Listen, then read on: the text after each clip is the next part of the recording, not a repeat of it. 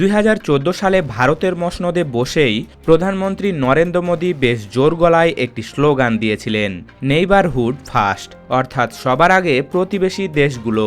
শুনতে কার না ভালো লাগে। আন্তর্জাতিক কূটনীতিতে নিজের পাশের বাড়ির সঙ্গে সম্পর্ক ঠিক রাখার চেয়ে বুদ্ধিমানের কাজ আর কি হতে পারে। কিন্তু আজ এক দশক পর 2026 সালে এসে যখন আমরা হিসাব কষতে বসি, তখন দেখা যায় নীতির নাম প্রতিবেশী প্রথম হলেও বাস্তব ফলাফল দাঁড়িয়েছে সম্পূর্ণ উল্টো, প্রতিবেশী বিমুখ। ভারতের প্রতিবেশী দেশ মোট 9টি, আর এই 9টি দেশের সঙ্গে দিল্লির সম্পর্ক আজ এমন এক জটিল মোড়ে এসে দাঁড়িয়েছে যে দেশগুলোর কূটনীতিকেরা ক্যামেরার সামনে হাসি মুখে হাত মেলালেও সেই দেশের সাধারণ মানুষের মুখে কোনো হাসি নেই, বরং প্রতিবেশীদের আমজনতা আজ এই বিশাল দেশটির ওপর চরমভাবে বিরক্ত ও ক্ষুব্ধ। এখন প্রশ্ন আসে, কেন, কিভাবে এবং কার ভুলে এমনটা হলো? কেন দক্ষিণ এশিয়ার দেশগুলো দিল্লির অভিভাবকত্ব এড়াতে বেইজিংয়ের দিকে ঝুঁকছে? আজ আমরা ভাঙব ভারতের এই ব্যর্থ প্রতিবেশী কূটনীতির আসল রহস্য। শেষ পর্যন্ত না দেখলে ভূ রাজনীতির এই বিশাল চালের অনেক কিছুই আপনার অজানা থেকে যাবে। বাংলাদেশ থেকে শুরু করা যাক, যাকে ভারত নিজের সবচেয়ে বিশ্বস্ত বন্ধু বলে দাবি করে। 1971 সালে মুক্তিযুদ্ধে ভারতের অবদান বাংলাদেশ সব সময় শ্রদ্ধার সঙ্গে স্মরণ করে, তাতে কোনো সন্দেহ নেই। কিন্তু ইতিহাসের পুরনো কৃতজ্ঞতা দিয়ে তো আর বর্তমানের বাস্তব হিসেব মেলে না। স্বাধীনতার পর থেকেই এই দুই দেশের সম্পর্কের ভেতরে জমা হতে শুরু করেছে নানা অস্বস্তি, যা ক্রিকেট মাঠ থেকে শুরু করে সীমান্ত আর নদীর পানি থেকে বাণিজ্য পর্যন্ত ছড়িয়ে পড়েছে। বাংলাদেশের সাধারণ মানুষের বড় অংশের ধারণা, ভারত বরাবরই সম্পর্কের নামে সুবিধার পাল্লাটা নিজের দিকেই একটু বেশি টেনে রেখেছে। এর সবচেয়ে বড় উদাহরণ তিস্তা নদীর পানি বন্টন চুক্তি। বছরের পর বছর, দশকের পর দশক পার হয়ে গেল, কিন্তু এই চুক্তি আজও আলোর মুখ দেখেনি। ফলে বাংলাদেশের উত্তরাঞ্চলের কৃষি ও পরিবেশ মারাত্মকভাবে ক্ষতিগ্রস্ত হচ্ছে। চুক্তির কাগজ যেন দিল্লির কোনো ধুলোমাখা আলমারিতে চিরতরে ঘুমিয়ে আছে। এর ওপর রয়েছে 4096 কিলোমিটার দীর্ঘ সীমান্ত। বিশ্বের অন্যতম দীর্ঘ এই সীমান্তে বিএসএফের হাতে নিয়মিত বাংলাদেশি নাগরিক হত্যাকাণ্ড এবং নির্যাতন দুই দেশের আস্থার মাটি পুরোপুরি আলগা করে দিয়েছে।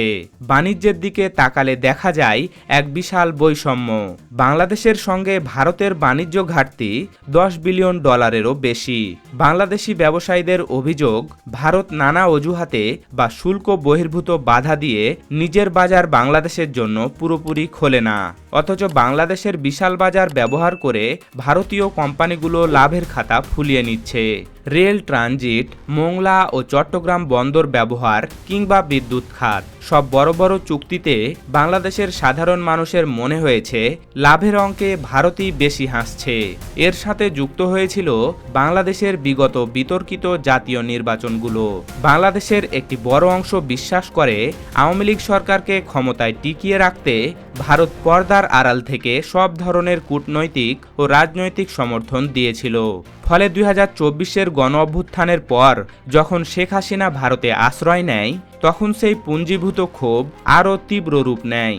আজ বাংলাদেশের বহু মানুষের চোখে ভারত আর নিছক বন্ধুরাষ্ট্র নয়, বরং এমন এক প্রতিবেশী যে নিজের স্বার্থ ছাড়া আর কিছুই বোঝে না। ভৌগোলিক দিক থেকে নেপাল হয়তো ছোট দেশ, কিন্তু আত্মসম্মানের দিক থেকে তারা মোটেও ছোট নয়। 2025 সালে নেপাল যখন তাদের নতুন সংবিধান প্রণয়ন করে, তখন ভারতের পছন্দ না হওয়ায় সেখানে এক প্রচ্ছন্ন অর্থনৈতিক অবরোধ তৈরি হয়েছিল।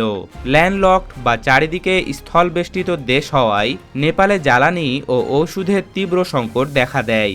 ভারতের এই দাদাগিরি নেপালের সাধারণ মানুষের মনে তীব্র ভারত বিরোধী মনোভাবের জন্ম দেয়। নেপালের মানুষ মনে করে ভারত তাদের সার্বভৌমত্বকে বিন্দুমাত্র সম্মান করে না। এদিকে সমুদ্রবেষ্টিত মালদ্বীপে পরিস্থিতি আরও পরিষ্কার। গত বছর ভারতপন্থী সরকারকে হটিয়ে বিশাল জনসমর্থন নিয়ে ক্ষমতায় এসেছেন প্রেসিডেন্ট মোহাম্মদ মুইজ্জু। তার দলের মূল নির্বাচনী ইস্তেহারই ছিল ইন্ডিয়া আউট ক্যাম্পেইন। ক্ষমতায় এসে তিনি স্পষ্ট জানিয়ে দেন, মালদ্বীপের মাটিতে কোনো বিদেশি সেনা অর্থাৎ ভারতীয় সেনা থাকবে না, এবং তিনি ভারতীয় সামরিক হেলিকপ্টার ও সেনাদের সরিয়ে দেন। শুধু তাই নয়, ভারতের সব চাপকে বুড়ো আঙুল দেখিয়ে মুইজ্জু কোনো রাগঢাক না রেখেই চীনের দিকে ঝুঁকে পড়েছেন। ভারত যত অর্থনৈতিক বা পর্যটন বয়কটের হুমকি দিয়েছে, মালদ্বীপ যেন ততবারই বলেছে, ধন্যবাদ ব্রো, আমরা তবে চীনের দিকেই একটু হাঁটি। অন্যদিকে শ্রীলঙ্কার ঘটনাটিও ভারতের জন্য একটি বড় শিক্ষা।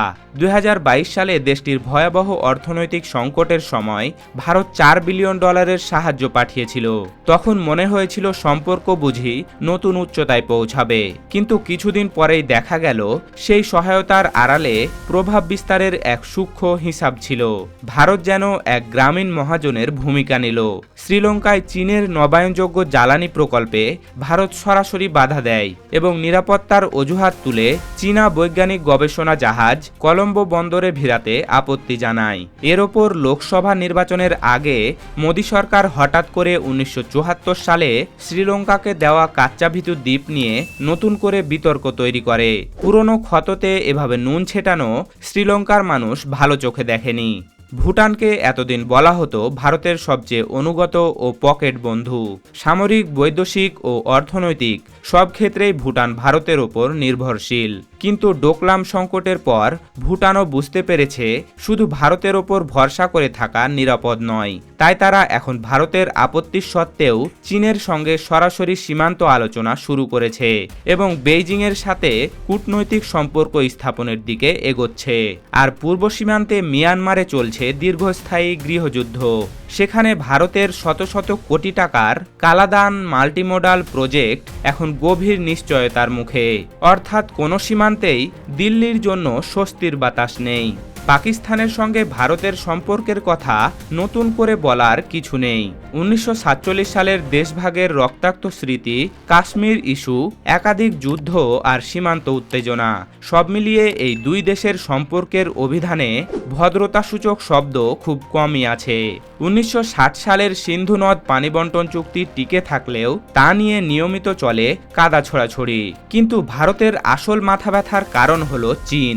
দক্ষিণ এশিয়ার বাইরে বৃহৎ শক্তি হলেও ভারতের প্রতিবেশী হিসাবে চীনের উপস্থিতি এখন প্রতিটি কোণায় অনুভূত হচ্ছে।